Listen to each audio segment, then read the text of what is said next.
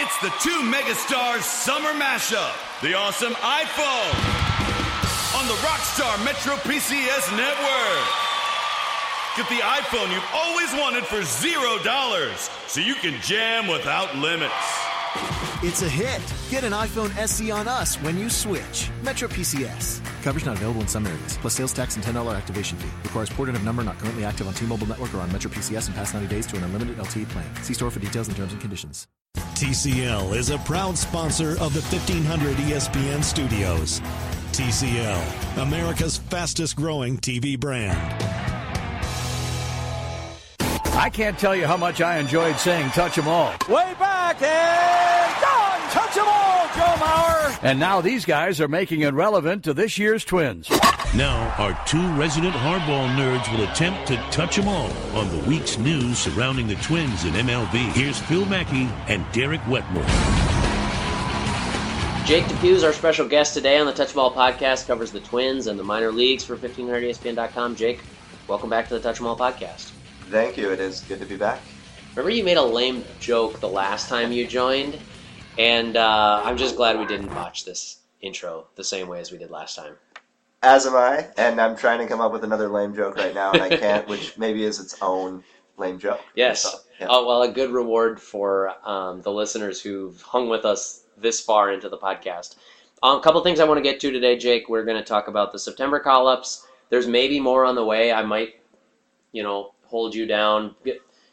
They're not public now. They haven't been announced or anything like that, but you probably got an informed view of who might be coming up for the Twins in the second wave. We'll talk briefly about that because as of this recording, we don't have that info. We'll talk about the actual September call-ups. We'll talk about the non-September call-up of one Byron Buxton, and then get into some minor league prospects who've impressed you this year. So that's what you can look forward to on this episode. I'm kind of underwhelmed about the September call-ups, the first wave, I got to be honest. Chris Jimenez basically just takes Bobby Wilson's spot. That's fine. Tyler Duffey's been up and down all year. We know who he is. Johnny Field, I think we're pretty sure who he is. Matt Belisle is activated from the disabled list. I know we know who he is. And then the surprise, Andrew Vasquez, who I don't know very much about, kind of rocketed through the system. What was your take on the first five guys before we get to sort of that possible second wave? Yeah, I think I agree with you in the sense of being underwhelmed and surprised that obviously Buxton was not one of them, and we'll get more into that in a little bit. But Vasquez is the guy who certainly intrigues me the most. He has rocketed up the Twin system. He was in Single A. He was in High A Fort Myers 2 months ago. He was an all-star in the Florida State League. He has a wipeout slider that he throws a lot. And that's where he gets a lot of swing and miss. His strikeout rates were very high this year, and that's obviously what they saw and why they're willing to give him a shot. He had a pretty brutal debut where he made 2 errors in 2/3 of an inning, and then also failed to pick a guy off second when he was just sort of right there for the taking. But whatever, we'll chalk that up to nerves. But taking a broader view of it, I think he's a really intriguing guy because of his strikeout rates and just how he's rocketed up the system. As far as the rest of the guys, I mean, we know Tyler Duffey, right? We know what he can do and who he is.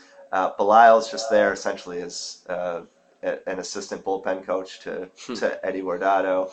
And then Jimenez, it's nice to have back, I guess, for the locker room presence, but you get the sense that this is probably possibly his last month as a major leaguer from some of the stuff that I've read. So, yeah, I'm not particularly excited about any of the initial guys that have come up, but there are, I think, going to be some more here in a few hours. We're recording this on Labor Day at about 2 o'clock, so there will be some more guys coming up. Yeah, wanted to ask you about that. So we're watching Twins Astros right now at Casa de Wetmore, and Kyle Gibson versus Keuchel is underway. By the time you're listening to this, obviously you know what happened. I don't right now, so that's all kinds of fun.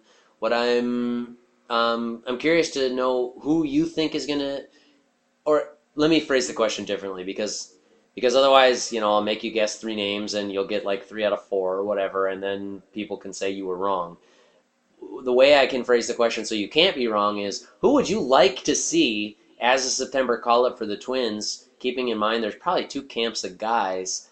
One is just sort of depth reinforcement for September, where, okay, maybe Williams Astudillo fulfills the need for a third catcher. But that's one type of September call-up. The other is, hey, here's a guy like, say, Vasquez, for example, who's been successful enough to warrant a look as a legit audition for the 2019 team. Who are some names that you'd like to see in that mix? Yeah, first of all, let me say I'm impressed with Casa de Wetmore, and the living room arrangement that you have here is quite nice. But yeah, there are a few guys. Nick Anderson, who I've written 2 puff pieces on now, but he's deserved the puff pieces because he's put together a fantastic year. And he's one of us. That's right. And so, if for no other reason, not to be overlooked. Right. But strip away the good story, the fact that he's one of us, and that he was in, not just independent ball, but amateur ball 4 summers ago. He was playing town ball 4 summers ago in Minneapolis. So the fact that he's gone from that to potentially about to make his big league debut is pretty impressive. But if you strip away all of that, his numbers are there. His strikeout rate is around 36% right now. I think in his last outing, he threw 2 scoreless innings and struck out 5.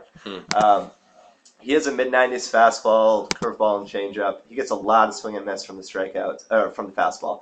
Now, you could argue, of course, everybody throws 95 in the big leagues, and we'll see if he gets that kind of swing and miss if and when he comes up. But he is definitely somebody who's intriguing. And he's going into his Rule 5 year, so it's possible that they could lose him. So my guess is they'll bring him up because they want to evaluate what he's got and whether he can get big league hitters out. Go ahead. Yeah, so that's one guy. Jake Reed is another guy. We talked about him way back on this podcast 6 months ago in spring training when you put him on your 25-man roster. Yes. How's that looking? After a great bullpen session. So that didn't turn out, but I think he could be on the active roster in a day or two. That's, I think, less certain than, or I think he has maybe less of a chance than Anderson, but certainly a good shot. Other than that, there are a couple of other relievers. John Curtis is a guy that we know. He could be back. As far as position players, they're really, again, outside of Buxton, there's not a lot of big names that I think are going to be coming up. I don't think Nick Gordon's going to come up because he's slumped badly. Lamont Wade could come up, but he hasn't had a great year at AAA either since getting promoted. So, I honestly, and then Zach Granite's hurt. So, I just don't know that there are going to be a lot of position players coming up. So I think the guys to be most excited about are relievers, which isn't, for your average Twins fan, I get that doesn't exactly move the needle a lot. But yeah, Anderson and Reed are 2 guys, I guess, that I'm looking at as possible to come up here. One of the takes that I get, if you want to look at that, go ahead, whatever. One of the takes that I get criticized for is that the Twins are going to have to add to the bullpen this winter. You know more about the state of relievers in the minor leagues certainly than I do, the state of the 40-man. We didn't talk about Luke Bard, but, he's one of these, dozen seemingly relievers who has a mid-90s fastball, some swing and miss, and that we've been hearing about, he's a big league reliever waiting to happen. Are you confident with the pieces that there are, or is there something too that the Twins are going to need to add some back-end stability if they expect, look, let's accept this as given, the Twins are going to compete in 2019. They think they're a playoff team. If we accept that as given, do they need to supplement this bullpen, or are there truthfully enough live arms down there that could round out an honest, competitive bullpen in 2019? Well, the thing about relievers, as you well know, is that it's difficult, other than guys like Craig Kimbrell, right? It's difficult to predict from year to year how these guys are going to... There's just a lot more variability than in position players or even starting pitchers, I would argue. So is it possible that they have enough live arms down there to have a borderline playoff caliber bullpen? I suppose it's possible. If Luke Bard, who has a 5 ERA in AAA this year, but if he can somehow figure out how to translate that elite spin rate into not just swing and miss, but keeping runners off the base paths, which he's struggled to do, then maybe he could contribute. Maybe John Kurz can figure out how to get the walk rate down because it's been really high, and that's why he hasn't been up. Maybe Nick Anderson turns into the next Trevor Hildenberger and is this sort of late bloomer who nobody knew about who thrives in the big leagues. Mm-hmm. It's possible. My personal opinion is that while maybe one or two of those guys works out, they're essentially still lottery tickets. They're basically still prospects. And so, yeah, I mean, I think if they want to compete and they want to build a bullpen that can compete with, New York and Boston and those types of teams, they're going to have to add in free agency. And that's why I thought it was interesting that they traded Fernando Rodney because he had a team-friendly option for next year. So cap to the upside of that option, in my opinion, and you got something. So I'm not here to pick apart their trade deadline. I want to get into Buxton, though, because that is a spot where I think you and I both agree that they deserve some criticism, or at least this warrants a longer conversation. If you're a Touch 'em All listener, of course, you've already heard us talk about Buxton. You've read endlessly about Buxton, and you've probably posted on some forums about Buxton, or maybe on my Facebook page. What I'm suggesting is that there's still more room for discussion, and we'll get into that in a second, Jake. But I've got 3 rapid-fire questions for you based on your experience covering this team and just whatever your gut says. 3 rapid-fire questions for the 2019 season on what you personally would do, not necessarily what you think the Twins will do. The rapid-fire round begins with Trevor May, starter or reliever in 2019? Rapid fire. Rapid fire. I'm going to say reliever. Fernando Romero, starter or reliever in 2019? Boy, putting me on the spot here. I'm going to say reliever again. And Nick Gordon makes his big league debut in the 2019 season. True or false? True, but not until late season, and I realize that's more than just true or false. Yeah, that's fine. We make all kinds of accommodations on the podcast. We'll go to a quick break and talk Byron Buxton and a couple of prospects that impressed you, Jake, this year in your coverage. It's the 2 megastars summer mashup, the awesome iPhone on the Rockstar Metro PCS network.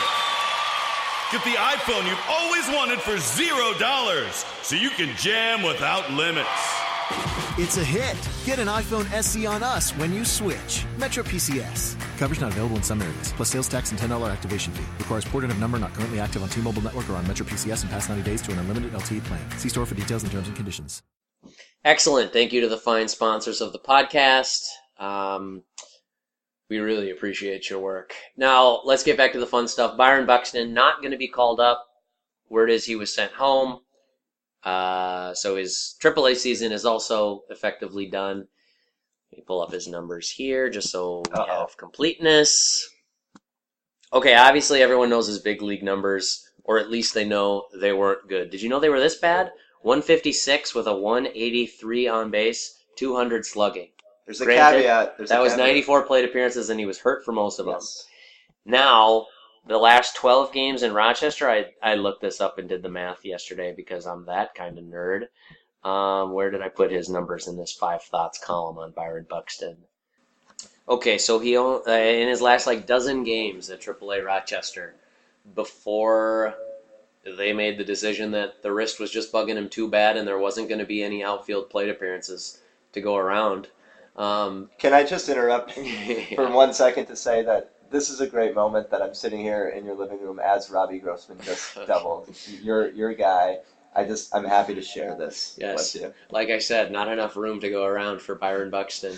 Well, with Robbie ripping doubles in Houston and Johnny Field holding down the fort in the corner outfield spot. Right. So these numbers, take them for what they're worth. It's 12 games, who cares? But Buxton hit 365 with a 400 on base, 596 slugging, which is kind of stupid.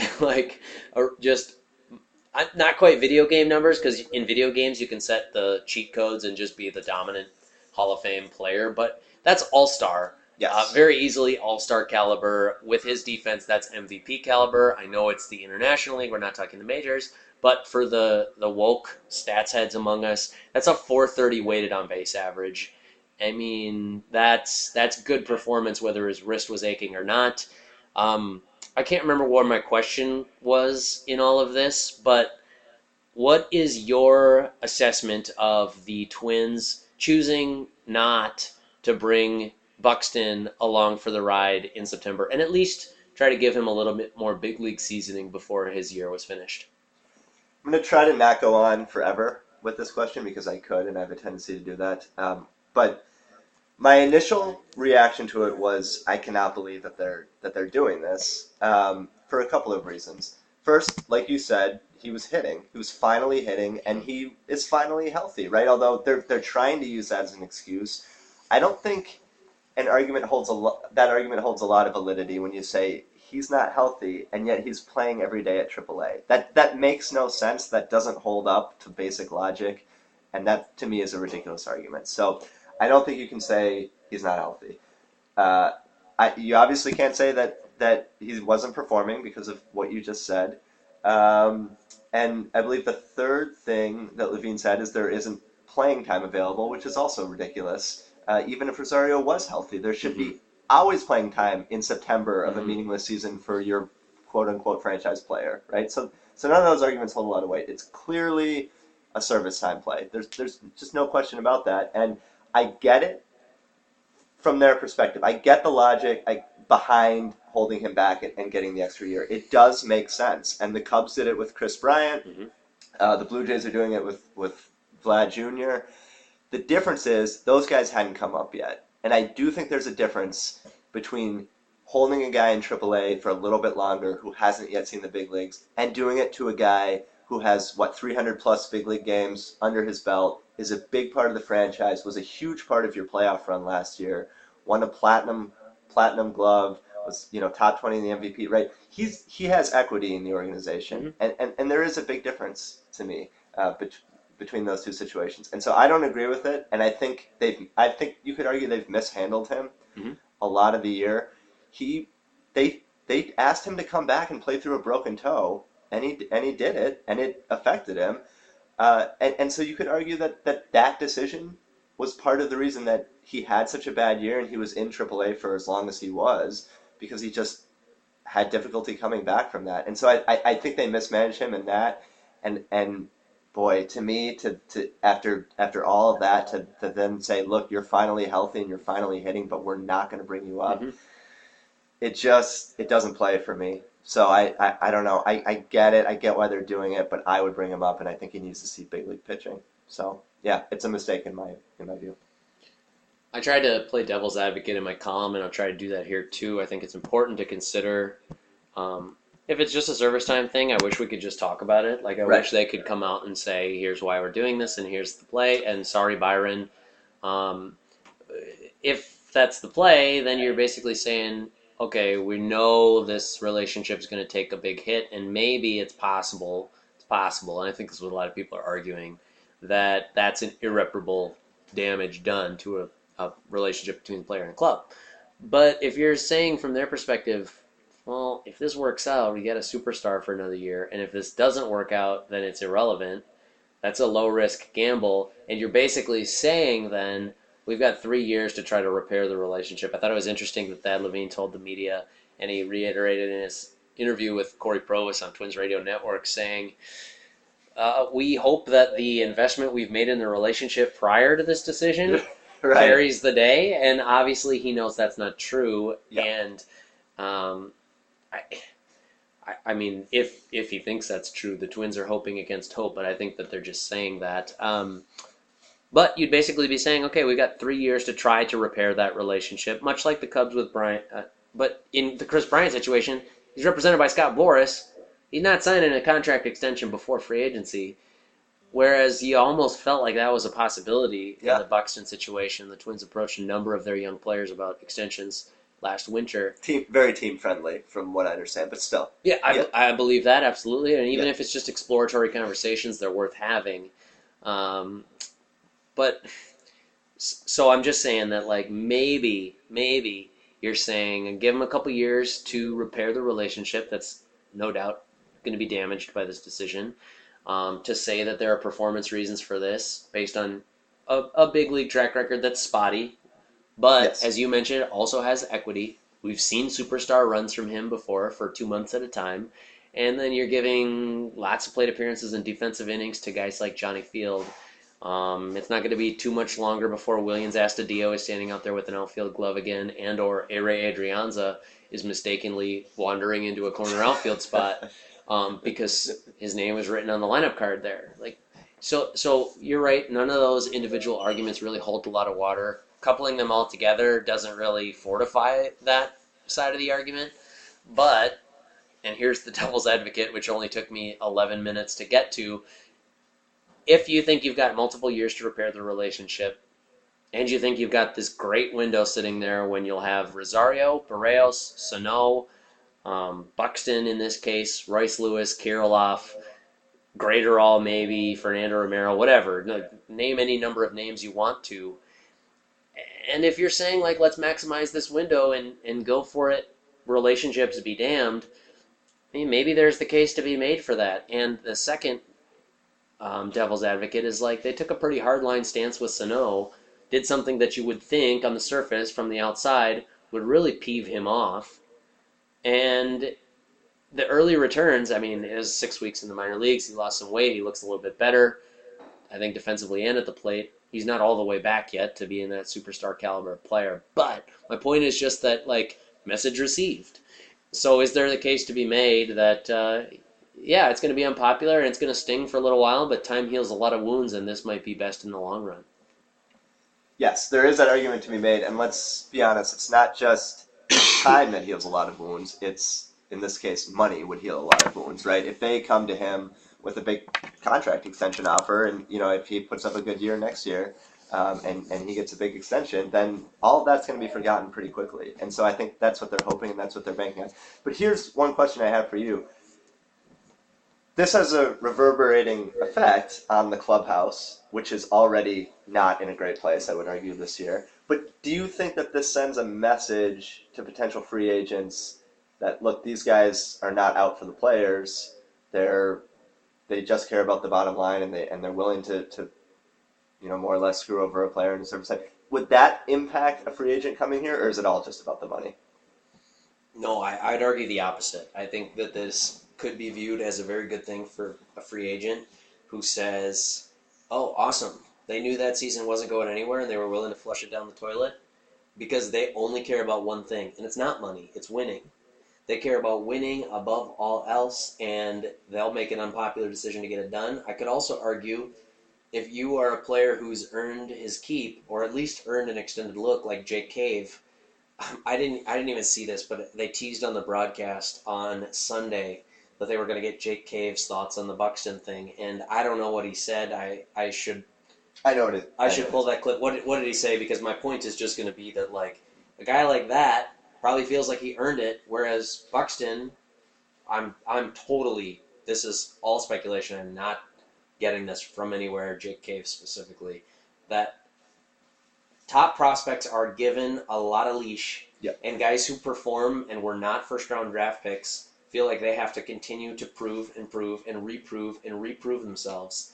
You could argue that, like, on a I don't know what this, a merit basis, that hitting 156 in the big leagues shouldn't get you a September call-up.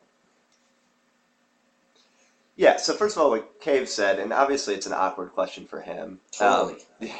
But basically what he said is he hopes the best for Buxton. He likes Buxton. It's a difficult situation. At the same time, it's a great opportunity for him. And that's exactly what he should say and what he's going to say. Of course, for Jake, I mean, selfishly for Jake Cave, this is great for him. And I'm sure there's a big part of him that's happy about it. So yeah, I mean, you're absolutely right. Jake Cave does deserve a longer look, but Johnny Field does not deserve a longer look, in my view. And Buxton, he needs big league at bats, and to say, oh, he always hits September pitching. Well, that might be true, but each situation and each season is different. And this is a case where he's missed most of the season. And part of the reason, again, to get back to this, part of the reason he's missed most of the season is because he came back early to try to help the team. that's the part that bothers me about it.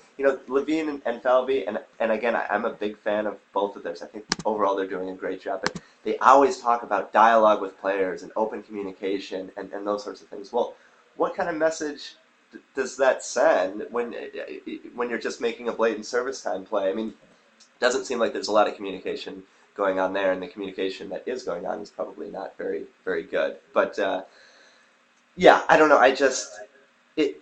To me, it sends a bad message in the clubhouse, and I'm sure guys aren't happy about it. I mean, Jake Cave is probably happy about it, but I'm sure a lot of the veteran guys aren't happy about it. So I do get where they're coming from. I understand it, and you're right, from a merit-based perspective, maybe he doesn't deserve it, but that's not the way it works, and he's a potentially franchise player.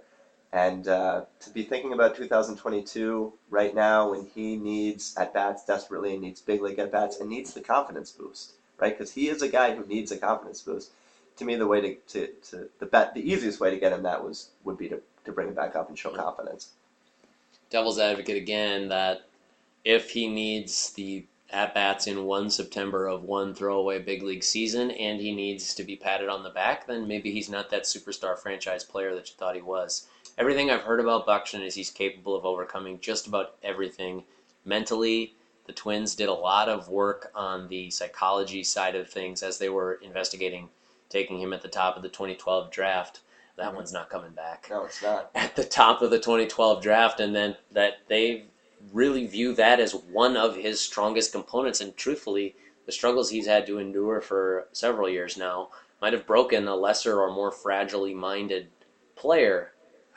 I think that's an adverb, fragilely minded. Sure. That I think. Look, let me say this. Let me put this on the record. I think that Buxton is going to be a superstar. I think that player is still in there, and I think the Twins are going to reap the rewards of that. I agree 100% with that. What I don't really like, where pretty much everybody that I've read and heard from, and certainly the fans I've interacted with, whether it's on my baseball newsletter or whatever on my Facebook page, I think that a lot of us are in lockstep. There are some people who said, like, quit babying him, he hasn't earned it. But like most people are saying, how are you going to treat a guy who could be a potential franchise changer? How are you going to treat him like this? And I think the only thing that I would caution as we all race to pick up the pitchforks, and in this case, honestly, deservedly so. If you don't think I'm going strong enough on this, read my column. I got after him quite a bit. But like, we are all sort of relying on this premise as it's just sort of a stated fact that he is a superstar and no doubt will be. Like, there's still there's an error bar there. And, and the problem with Buxton, unlike most players, in my personal opinion, like the error bar for Barrios is he's a 3 or a 5 starter instead of a 1 or a 2. Yep. All right, that's disappointing, but still get something out of it. The error bar for Buxton is he can't make enough contact to be a big leaguer beyond being sort of a backup outfielder. Like I said, I think he's a superstar. But one of the things that we get off the rails a little bit with on this is, like, it's not a slam dunk that he's going to be. And so to me, this is a little bit different than like Super 2 conversations or Ronald Acuna with the Braves, or you mentioned Vladdy Jr. Like, there are prospects, and then there's this like high degree variance of players. And to me, despite that we've seen it for a number of stretches with Buxton, I still think he has that wide, like, ranging variance. Sure, but let me ask you. So you still believe that he will be a superstar, even though he has a lot of variance. But why would that variance change how you treat him in this particular situation in your mind? Because I agree. You went after them in the column, not as much as Judd, who I picture pacing around, a dimly lit room and sweating and pounding, ripping heaters, and pounding on the keyboard, But so in your mind, why does his larger range change how you treat him here? Yeah, so it's a fair follow up. It's just that, like, we are saying you just treat superstars differently. You've got to sort of, coddle is not the right word. It sounds pejorative, but you've got to show them respect. Yes. And it's like everyone likes Buxton. You've never heard anybody say anything bad about Buxton behind the scenes. Good guy, works hard, great teammate, cares a lot about this. The but is like he's had some extreme contact issues and he's really struggled. in the big leagues. And a lot of good players have struggled in their first 3 years in the big leagues and gone on to be stars. And a lot of players have struggled in their first 3 years and you never heard their name again. Yep. And then, I'm just saying that you don't necessarily have to handle a first-round pick 6 years later with kid gloves and say, oh, well, he's a superstar, or he's going to be, or we're pretty sure he's going to be, so we really, really have to give him this respect. There is a certain amount, to me, there is this element of respect is earned instead of given, and it seems like first-round picks tend to get that respect given to them a whole lot. I'm against not calling him up, but the one thing that I think we go on this side of the fence that we go a little too heavy on is this, steadfast assuredness that there's a 100% chance that he's a superstar. My only point is, you don't have to give him a superstar treatment if it's a 80% chance he's a superstar or a 60% chance he's a superstar. In that case, you factor in all of the range of potential outcomes, which I think the Twins are doing here. And that's fair. And I don't disagree with you, I guess, on that particular point. I just... They handled Sano, I think, the way that they punished Sano was how you would punish a superstar who's vastly underperforming, right? If he was just some guy, you send him down to AAA, sure, get him some at-bats. They gave him that superstar treatment, even though it was harsh, right? And it was a little bit humiliating to go down to single A. That was a quote-unquote holistic approach, to use Falvey's term, that you would only do with a superstar, right? If Jake Cave or Johnny Field, as we're watching right now, is struggling, you don't send him down to single A to work with personal trainers. And so they give him the superstar treatment. Yeah.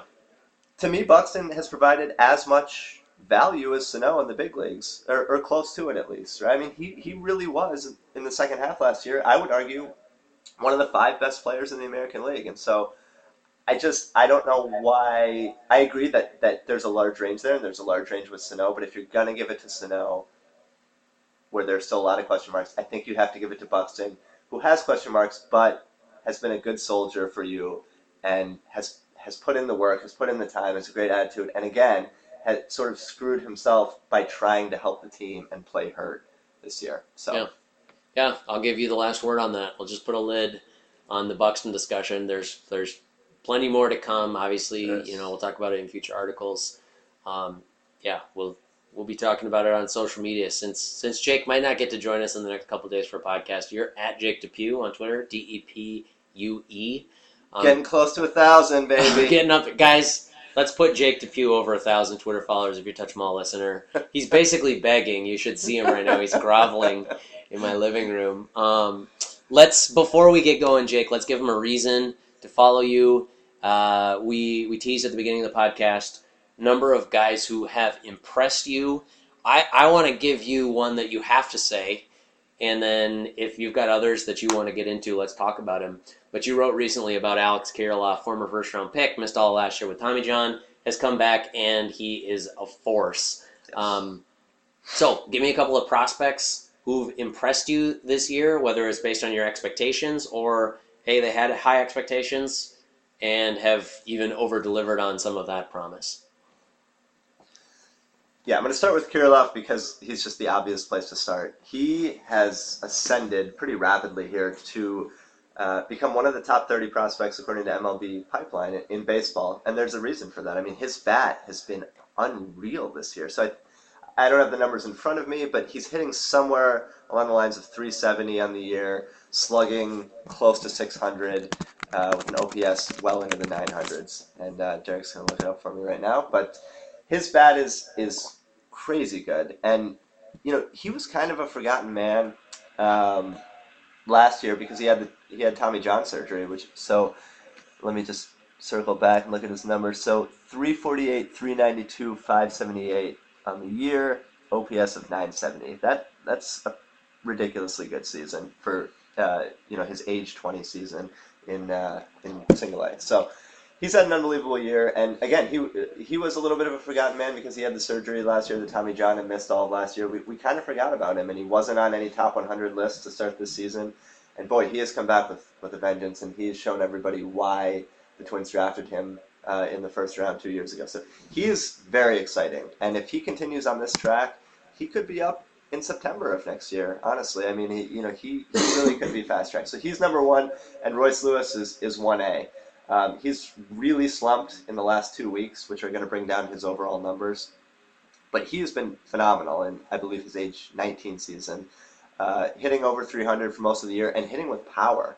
So he has 14 or 15 long balls on the year, which is a lot more, I think, than the Twins were expecting at this stage. He's got a big leg kick, which contributes, I think, to some of that power, and also contributes to some of the swing and miss that he does have in his game, and that is a concern. He does have a lot of swing and miss in his game, but he also has a lot of time to work that out. So I've heard good reports about his defense at short. I think he has a much better chance to stick than Nick Gordon, for sure.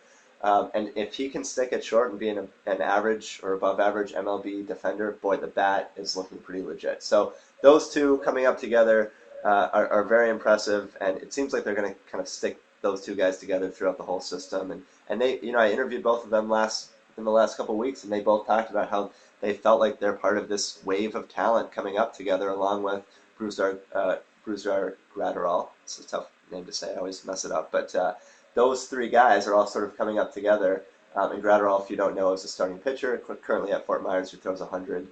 He's put up really good numbers this year as well. So when those guys arrive in late 2019 or 2020, I think they have a chance to be pretty legit. And I comment on them on social media, and people say, "Oh, what about Buxton and Sano?" Well, these are different guys, and they're coming up in a different system in the sense that it's a different regime, and they're emphasizing different things. So they're totally different cases, and of course Buxton and Sano could still be superstars as well. But those three guys for sure. Brent Rooker's had a good year. I wouldn't classify it as a great year because he's a bat-first corner outfielder and first baseman, and he's slugging around 480 or 490 this year, which is solid. But again, as someone who has to hit his way to the big leagues and is probably a little bit below average defensively, you'd maybe ideally like to see those numbers a little bit higher because he's older. He's, I think, 23, I believe. So yeah, he's had a good year. He's going to the AFL, the Arizona Fall League, and that should help him get more at-bats. I think we'll see him next year. So I would say he's had kind of a B season. As far as guys at AAA, Lamont Wade, as we talked about 6 months ago, I'm president of the Lamont Wade fan club. You're vice president. Yeah. He to me is still going to be Robbie Grossman with a better arm and better in the field.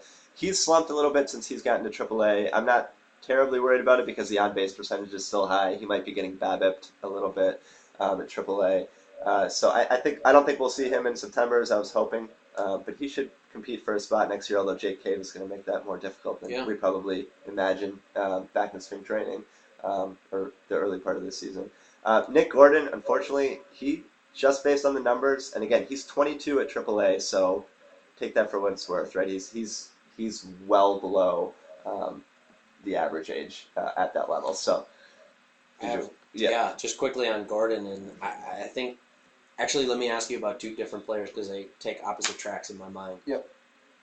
Nick Gordon, I am just everything I read from followers, from other Twins observers.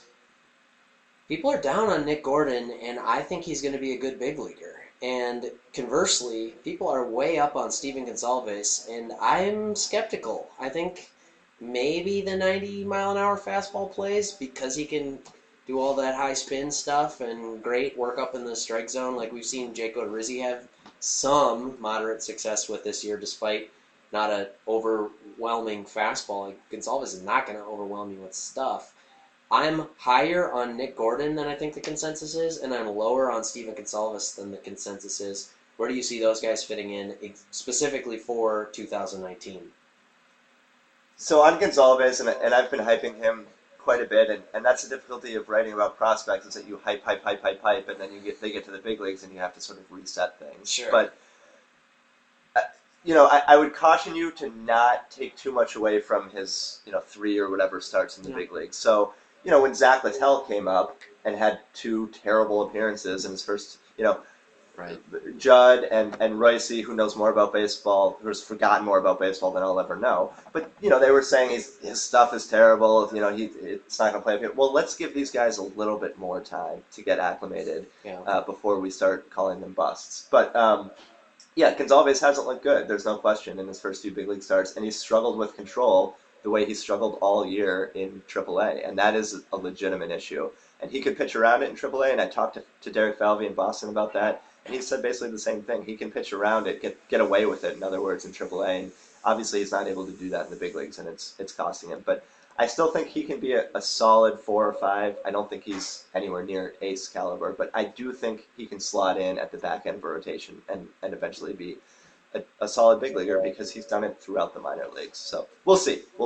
I agree with you that there's still questions to be answered. 2019 for both of those guys? Yes, 2019 for both of them. I think with Gordon, I think it's late 2019. We differ a little bit on Gordon. I think you're a little bit higher on him than I am because, and your argument is a good one, which is that he doesn't do anything great, but he does a lot of things pretty good. Yeah. And there's value in that, but he doesn't do anything great. And that's also a legitimate critique. He's never hit 300. He doesn't hit for power. And there are questions about his defense. Yeah. That to me raises some red flags, right? And again, he's 22 at AAA, and he put up great numbers at AA earlier this season. And it may not even be the jump to AAA. He slumped badly in the second half at AA last year, so maybe it's just that he's still getting used to the grind of a long season. So I think we'll see him next year. I think he'll be a big leaguer, but I think there are a lot of questions still about what he's going to do in the majors. It's certainly been disappointing in the second half this season. So. Awesome. Well, great. Jake, thanks for joining us on the Touch 'Em All podcast. Really appreciate you coming back. And maybe in 6 more months, we'll have to reevaluate our positions in the Robbie Grossman hierarchy, where all lands. But, if you're a Touch 'Em All listener, you can find Jake on social media, all the usual places. Jake, thanks for coming on Touch 'Em All. All right. Thank you, Derek. It's the 2 megastars summer mashup, the awesome iPhone, on the Rockstar Metro PCS network. Get the iPhone you've always wanted for $0, so you can jam without limits. It's a hit. Get an iPhone SE on us when you switch. Metro PCS. Coverage not available in some areas, plus sales tax and $10 activation fee. Requires porting of number not currently active on T-Mobile network or on Metro PCS in past 90 days to an unlimited LTE plan. See store for details and terms and conditions. I'm Rita Foley with an AP News Minute. Tropical Storm Gordon, now downgraded to a tropical depression, is blamed for the death of a child who died when a tree fell on a mobile home in Pensacola, Florida. The storm made landfall last night west of the Alabama-Mississippi border. The Weather Service's Bob Oravec. The forecast today is for 4 to 8 inches of rain, maybe some maximum amounts of 12 inches along the track of the storm, anywhere from the western portions of the Florida Panhandle, northwestward through southwestern Alabama, Mississippi, and into Arkansas.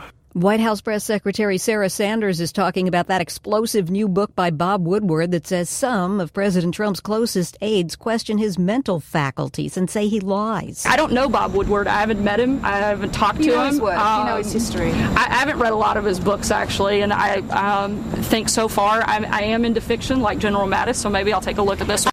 Defense Secretary Mattis quoted as saying the president has the understanding of a fifth grader. I'm Rita Foley.